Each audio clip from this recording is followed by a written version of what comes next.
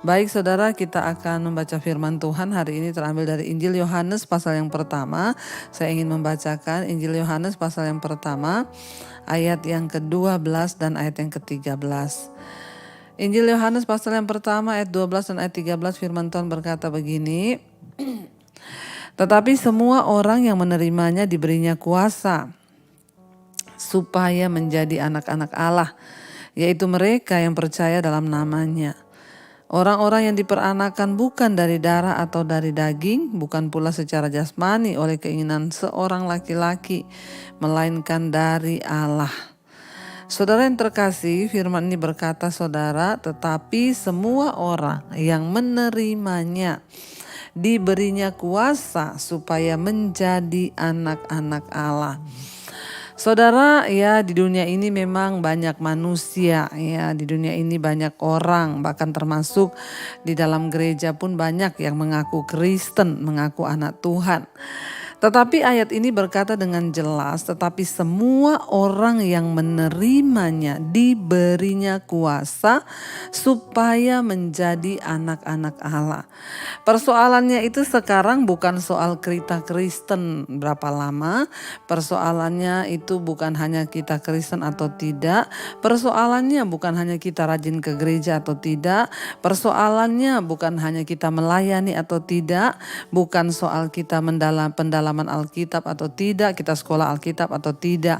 Tapi persoalannya menjadi seorang pengikut Kristus adalah di sini dikatakan, ya apakah kita sungguh-sungguh menerima Kristus sehingga kita ini menjadi anak Tuhan yang diberi kuasa dan sungguh-sungguh tercatat sebagai anak-anak Allah.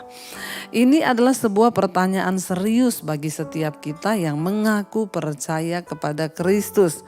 Dengan jelas ayat ini berkata, tetapi semua orang yang menerimanya diberinya kuasa untuk apa?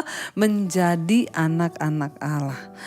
Dengan kata lain, hanya orang yang menerima Kristus sungguh-sungguh dalam hidupnya, dalam hatinya, yang akan diberi kuasa oleh Kristus agar mereka itu menjadi anak Allah. Jadi ada tahap-tahapan di dalam kita mengikut Tuhan. Yang pertama, kita harus sungguh-sungguh menerima Kristus dalam hidup kita sebagai Tuhan dan Juru Selamat. Banyak orang mengaku Kristen, percaya kepada Yesus, tapi hanya sedikit orang yang menerima Kristus dalam hidupnya, membuka hati bagi Kristus menjadi Tuhan di dalam hati dan seluruh hidupnya. Tidak semua orang Kristen menerima Kristus di dalam hidupnya. Ya, tidak semua orang Kristen itu menerima dan membuka pintu rumahnya bagi Kristus. Hanya orang-orang tertentu, saudara ya. Jadi saya mau kasih contoh, Yesus itu pernah berkata, lihat aku mengetok di depan pintu ya hatimu. Ya, jika engkau mendengar, bukakan pintu itu dan aku akan masuk dan aku akan makan bersama-sama dengan kamu. Saudara, persoalannya banyak orang mengaku Kristen tapi mereka hanya membiarkan Yesus terus mengetok di luar pintu hatinya. Hanya sedikit orang yang membuka pintu hatinya lebar-lebar dan berkata, Tuhan silakan masuk. Ambil alih hidupku, ambil alih ya seluruh yang ada padaku, ambil alih keuanganku, ambil alih seluruh hidupku ini Tuhan bagi kepentinganmu. Hanya sedikit orang yang sungguh-sungguh mau membuka hati dan berkata, Tuhan masuklah di dalam hidupku. Ya, banyak orang aku Kristen tapi tidak sungguh-sungguh menerima Yesus dalam hidupnya. Karena itu makanya saya berkata tidak semua orang Kristen itu menerima kuasa. Hanya mereka yang sungguh-sungguh membuka hati bagi Tuhan, membuka hidup mereka bagi Kristus lah yang menerima kuasa. Makanya kita sering dengar ya ada orang itu Kristen loh tapi jatuh bangun dalam dosa terus. Sudah Kristen pelayanan ngerokok tetap minum iya, ya bersinah iya. Kenapa saudara? Karena mereka tidak sungguh-sungguh menerima Yesus di dalam hidupnya.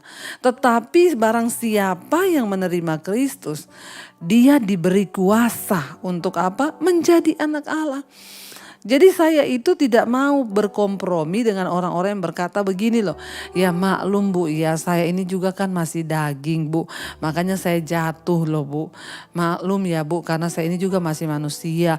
Makanya sekarang saya merokok lagi, saya minum lagi, saya bersinah lagi, saya ini lagi. No saudara. Ya saya pun masih manusia biasa, saya masih daging. Tetapi saya membiarkan Yesus masuk, membuka pintu, menerima dia masuk dalam hidup saya. Dan saya berkata, Tuhan ambil alih keinginanku, ambil alih kehendakku. Dan karena itu saya diberikan kuasa untuk apa? Menjadi anak Allah. Sehingga iblis tidak dengan mudah bisa mempermainkan saya lagi, menyuruh saya kembali ke hidup lama saya, untuk kembali bersinah, kembali merokok, kembali judi, kembali apapun, tidak bisa. Kenapa? Karena Tuhan sudah memberikan kita kuasa dan iblis tidak dapat lagi semena-mena. Makanya jangan selalu alasan, ya saya ini kan masih manusia Bu. Ya namanya juga daging. Itu adalah alasan yang setan sering tanamkan di pikiranmu untuk membuat engkau gampang berkompromi dengan dosa. Saya mau berkata saudara, jangan main-main dengan dosa hari ini. Terima Yesus sungguh-sungguh dalam hatimu. Terima dia sungguh-sungguh dalam hidupmu. Bukakan pintu hatimu. Jangan biarkan Yesus hanya mengetok di luar saja. Karena bagi orang yang sungguh-sungguh membuka pintu hatinya, pintu hidupnya bagi Yesus, Yesus masuk. Itu artinya apa? Engkau diberi kuasa untuk apa? Menjadi anak Allah. Bukan hanya menjadi orang Kristen, tapi menjadi anak Allah. Karena tidak semua orang Kristen itu anak Allah. Banyak yang mengaku Kristen, tapi mereka bukan anak Allah. Ya, mereka hanya orang-orang yang hidup dalam kedagingan tetapi beragama Kristen. Tapi kalau engkau menerima Yesus dalam hidupmu, dalam hatimu, engkau bukan hanya menerima dia, engkau diberinya kuasa menjadi anak Allah, yang artinya apa? Hidup kita berbeda dengan orang dunia. Orang-orang yang menerima Yesus itu hidupnya harus berbeda dengan orang dunia. Nggak bisa sama lagi saudara. Ya, jadi kita hidup sungguh-sungguh dalam kekudusan. Kita berjuang untuk sungguh-sungguh memperoleh perkenanan Tuhan. Rugi saudara, rugi. Kalau engkau menjadi Kristen tapi engkau tidak menerima kuasa Allah. Ayo perkatakan hari ini, ayo bangkit hari ini dan perkatakan, Tuhan, aku mau menjadi anak Allah. Karena itu aku minta kepada Tuhan, beri aku kuasa untuk menjadi anak-anak Allah. Ya, yaitu siapa saudara? Kalau kita ini diberi kuasa menjadi anak Allah, ya kita ini menjadi anak Allah artinya apa? Orang-orang yang diperanakkan bukan dari darah dan daging, bukan pula secara jasmani oleh keinginan seorang laki-laki, melainkan dari Allah. Waktu kita menerima Yesus sungguh-sungguh, kita diberi kuasa, kita menjadi anak Allah, kita diberi benih ilahi. Ya, kita menerima kuasa Tuhan. Kodrat yang baru yaitu kodrat ilahi. Kita bukan orang-orang dilahirkan hanya secara jasmani Kristen, tapi kita memiliki benih ilahi itu, yaitu benih Allah di dalam diri kita, dalam hidup kita, sehingga hidup kita boleh sungguh-sungguh memuliakan nama Tuhan. Ya, ingat saudara, jangan hanya mau menjadi orang Kristen saja, tetapi milikilah kuasa Kristus. Milikilah saudara ya, kuasa yang membebaskan kita dari dosa sehingga kita dapat disebut anak-anak Allah. Ingat, tidak semua orang Kristen anak Allah. Ingat, tidak semua orang Kristen sudah dilahirkan kembali dengan benih ilahi. Ingat, tidak semua orang Kristen akan masuk dalam kerajaan sorga. Hanya mereka yang sungguh-sungguh berjuang menerima Yesus, membuka pintu hatinya bagi Kristuslah. Mereka akan melihat kemuliaan Tuhan, pembelaan Tuhan, bahkan penyertaan Tuhan dan berkat-berkat Tuhan yang tercurah di dalam hidup mereka. Karena itu saudara, ya mari kita tujukan mata kita kepada Tuhan. Jangan arahkan kepada perkara-perkara duniawi ini saja, tapi kita mau memandang kepada Tuhan. Agar apa?